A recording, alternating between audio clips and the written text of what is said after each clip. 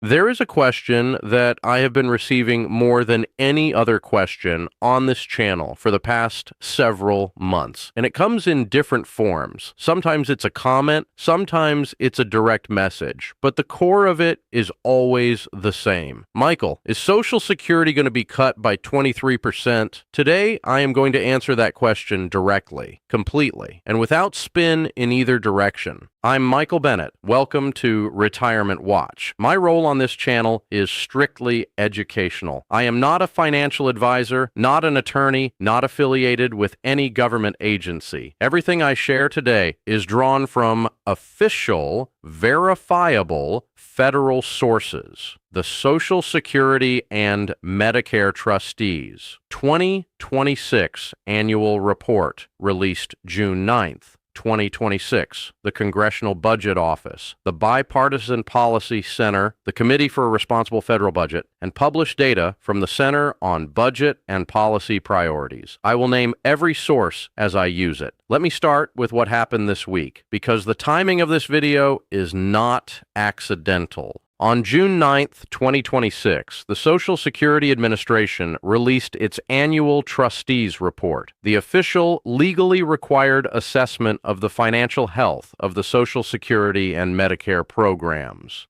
This is the document that actuaries, economists, policymakers, and serious analysts use as the authoritative source on program finances. It is not political. It is produced by career government actuaries who are required by law to report what the numbers say. And what the numbers say this year is not good. The Old Age and Survivors Insurance Trust Fund, the OASI Trust Fund, which is the fund that pays retirement benefits to 63 million Americans, is now officially projected to be exhausted in the fourth quarter of 2032. That is one quarter earlier than the projection in last year's Trustees report. It is also 1 year earlier than the Congressional Budget Office projected in 2025. And here is what that date means by law. Under existing federal statute, Social Security cannot borrow money and cannot pay out more in benefits than it collects in revenue once the trust fund is depleted. It is illegal for the program to go into debt. So,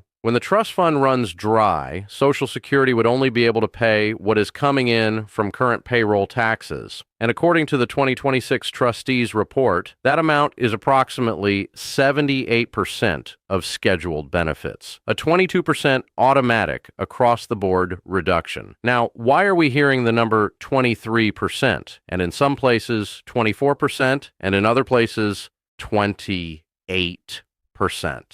Let me explain exactly where each of these figures comes from, because the range has caused confusion. The 22% figure comes directly from the 2026 Trustees report. That is the official SSA projection for the reduction at the moment of trust fund exhaustion in 2032. Last year's Trustees report projected a 23% cut. So the figure improved very slightly because the program's projected income as a share of benefits increased marginally. The 24% figure comes from the Committee for a Responsible Federal Budget's analysis based on 2025 trustees data, which they published in a June 3rd 2026 report titled No State Spared. The 28% figure comes from the Congressional Budget Office's projection, which estimates a larger reduction, specifically 28%, in the first full year after trust fund exhaustion, because the CBO uses slightly different economic assumptions than the SSA actuaries. The CBO's February 2026 update moved the projected depletion date to 2032 as well, matching the trustees' revised estimate. What all of these numbers agree on is the underlying reality. Without congressional action, every single person receiving Social Security in 2032 faces an automatic reduction of somewhere between 22 and 28%. in their monthly check. Let me translate that into dollars because percentages can feel abstract. The Committee for a Responsible Federal Budget, using state-by-state data from the SSA's own beneficiary records, published a detailed analysis in June 2026. They calculated that the average across-the-board monthly benefit cut at trust fund exhaustion would range from $459 to $556 per month, depending on the state. The states facing the largest cuts, including Connecticut, New Jersey, Maryland, Delaware, and New Hampshire, face projected average reductions exceeding $550 per month per beneficiary. CBS News reported that for a typical retired couple, both receiving Social Security, the combined annual loss would exceed $10,000 per year. The CRFB analysis found that the cuts would directly impact between 10 and 23% of each state's population. And as their report stated directly, no state would be spared. Now, why is this happening? Why is the trust fund running out? The answer involves several factors working simultaneously, and I want to be precise about each one because they are frequently misunderstood. The first and most fundamental driver is demographics. Social Security is funded primarily through a 12.4% payroll tax on wages, split equally between employers and employees, up to the taxable maximum, which is $184,500 in 2026. This means the program depends on current workers paying taxes to fund current retirees' benefits. In 1960, there were more than 5 workers for every Social Security beneficiary. Today, that ratio has fallen to 2.9 workers per beneficiary. By the 2070s, the trustees project it will fall further to 2.2 workers per beneficiary. An aging population combined with rising life expectancy means the ratio of contributors to recipients continues to deteriorate. The second driver is the payroll tax base itself. The taxable maximum, the ceiling above which income is not subject to Social Security taxes, was set at a level intended to cover 90% of all covered wages when Congress last reformed the program in 1983. Today, according to the Bipartisan Policy Center's analysis of the 2026 report, the taxable maximum covers only 83% of covered wages because high-end wages have grown faster than those below the cap. That shrinkage in the tax base costs the program revenue every year. The third driver, and this one is new in this year's Trustees report, is a downward revision in fertility projections. The 2026 Trustees report lowered the projected U.S. fertility rate to 1.75 births per woman, down from 1.9 in last year's report. That matters because fewer births today means fewer workers entering the labor force in the decades ahead to pay into Social Security. The Bipartisan Policy Center noted this as a significant driver of the worsening 75-year shortfall, which now stands at approximately $30 trillion,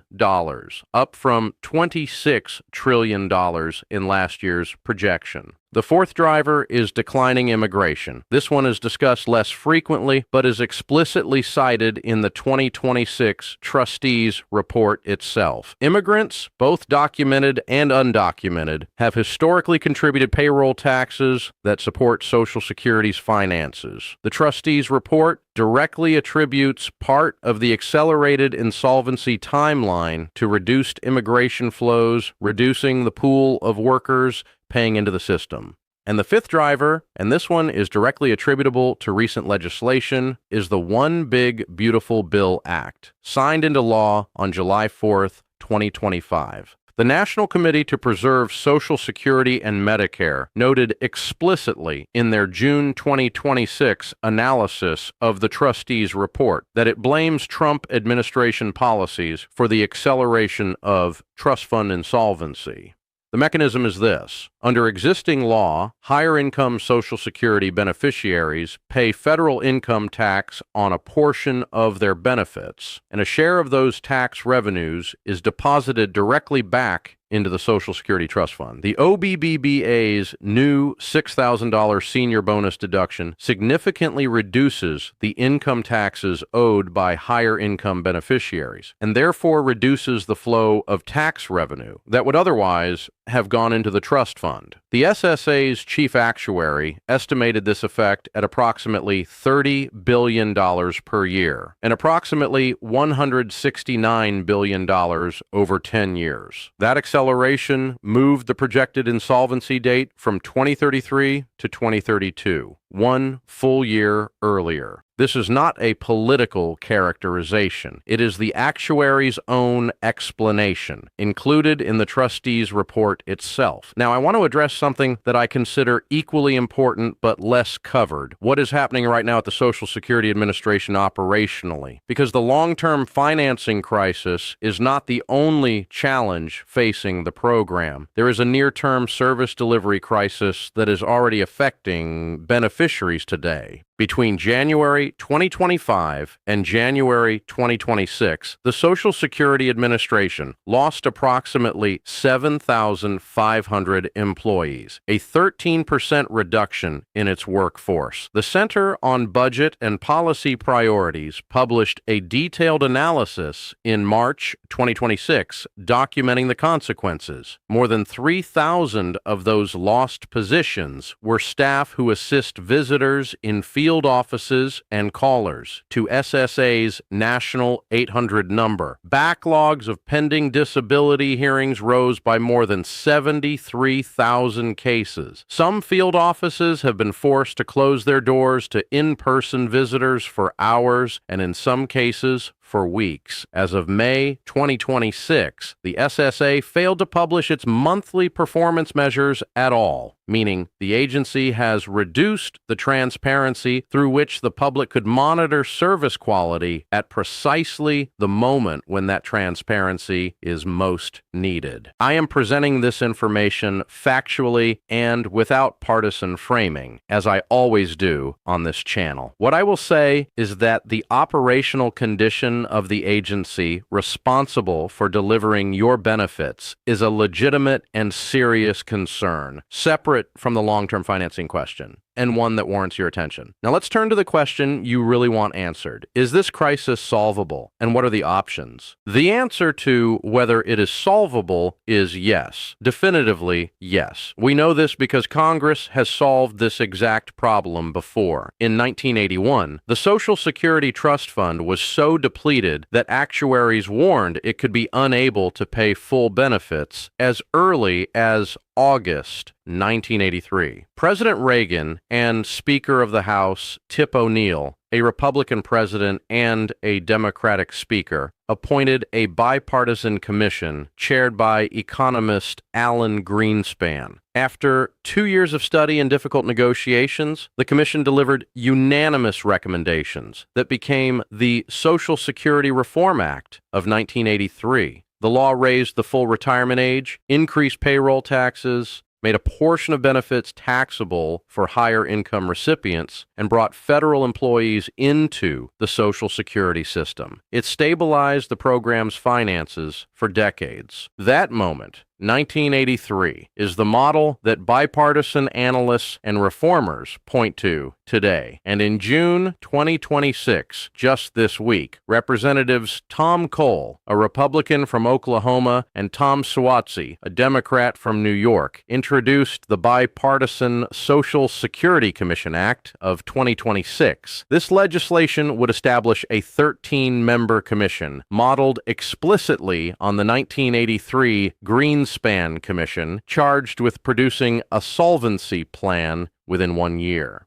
Recommendations would require bipartisan approval, at least 9 of the 13 commissioners, and the final proposal would be fast-tracked for a congressional vote. The Bipartisan Policy Center called this bill a credible path forward and explicitly noted that fixing Social Security cannot happen through reconciliation or partisan legislation alone. It requires 60 votes in the Senate. What are the actual policy options on the table? I want to give you a clear, factual overview of the leading proposals without advocating for any of them. The first category is revenue increases. The most frequently discussed option is raising or eliminating the cap on wages subject to Social Security payroll taxes. Currently, that cap is $184,500 in 2026. Several proposals would raise it to $250,000, $400,000,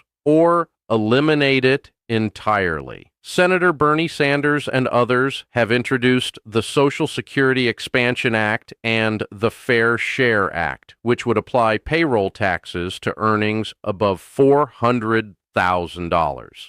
The SSA's actuaries have estimated that applying the payroll tax to all earnings above $400,000 would extend solvency of the combined funds by at least 75 years. Another option is raising the payroll tax rate itself. Currently, 6.2% from employees and 6.2% from employers. Even a 1 percentage point increase to 13.4% combined would significantly extend solvency. The second category is benefit adjustments. These are politically difficult, but are part of every serious solvency proposal. One option is raising the full retirement age beyond 67, the current level, potentially to 68 or 69. When the full retirement age was last raised, from 65 to 67, it was done gradually over decades, so current and near retirees were protected. Another option is changing the benefit formula, specifically how Social Security's progressive benefit structure applies to higher earners, reducing the replacement rate for those with higher lifetime earnings while protecting lower earners more fully. A third option is modifying the COLA calculation, usually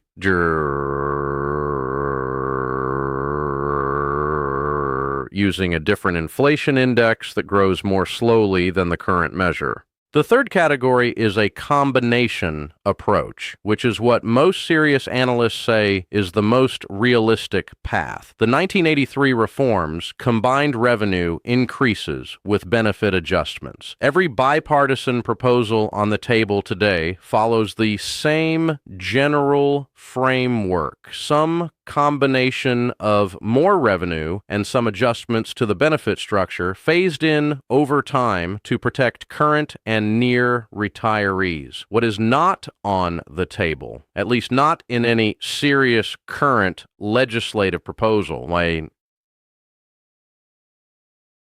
is eliminating Social Security. Insolvency does not mean the program disappears. Even in the absolute worst case scenario, if Congress does nothing between now and 2032, Social Security continues to pay benefits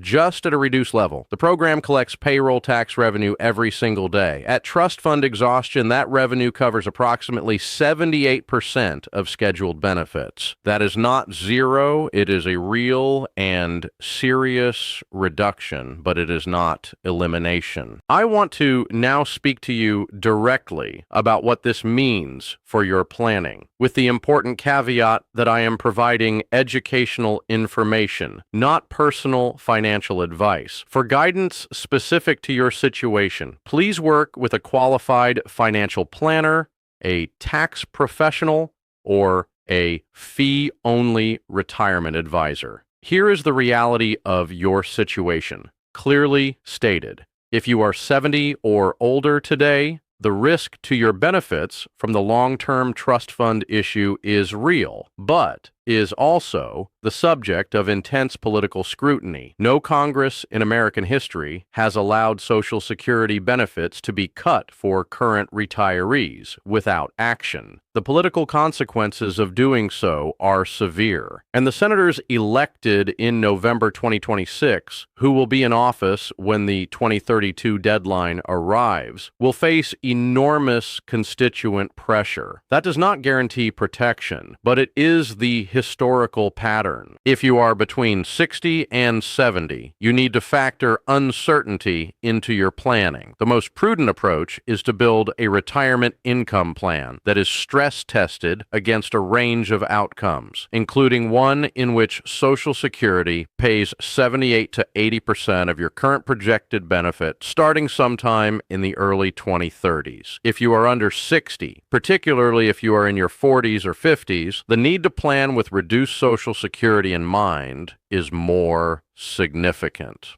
Not because the program will disappear, but because the policy landscape between now and when you reach retirement age is genuinely uncertain. Personal savings, tax-advantaged retirement accounts, and diversified income sources become more important as a buffer against potential benefit adjustments. And for everyone, regardless of age, there are concrete, practical steps worth taking now. First, create or verify your My Social Security account at ssa.gov.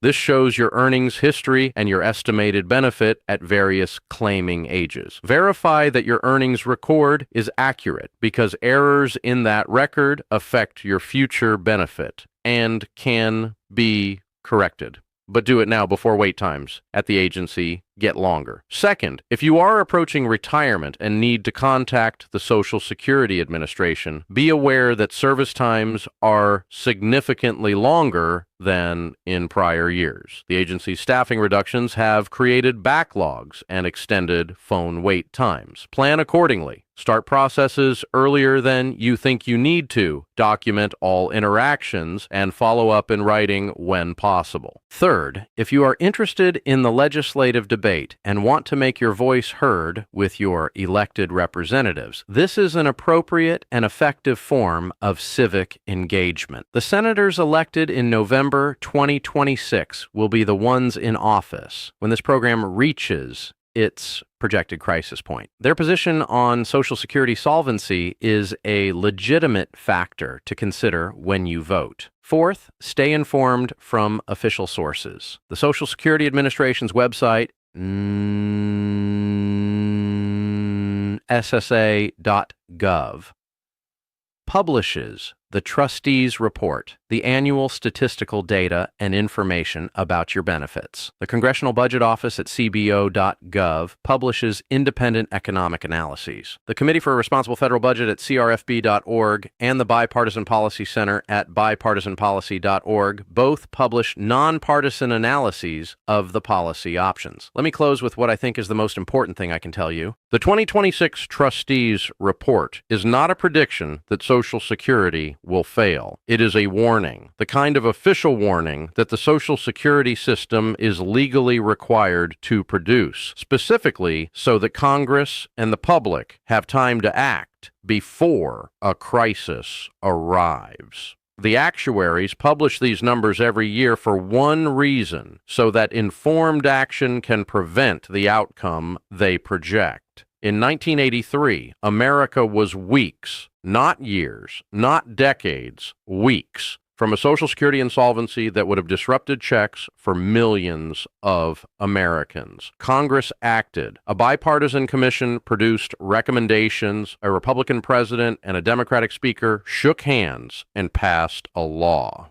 The crisis was averted. We are not weeks away from that moment. We are approximately 6 years away. That is both a warning about how serious the situation is and a reminder that there is still time. What the data tells us clearly from the Trustees Report, from the CBO, from the Bipartisan Policy Center, from every serious analyst across the political spectrum, is that the cost of acting today is significantly lower than the cost of waiting, and that the path to action runs through bipartisan agreement, not partisan legislation. Whether Washington finds the will to act in time is a question that none of us can answer today. What you can control is whether you are informed, whether you're prepared, and whether you make your voice heard. Official sources for this video: the Social Security and Medicare Trustees 2026 Annual Report, released June 9th, 2026. The Congressional Budget Office, February 2026, Budget and Economic Outlook. The Committee for a Responsible Federal Budget, No State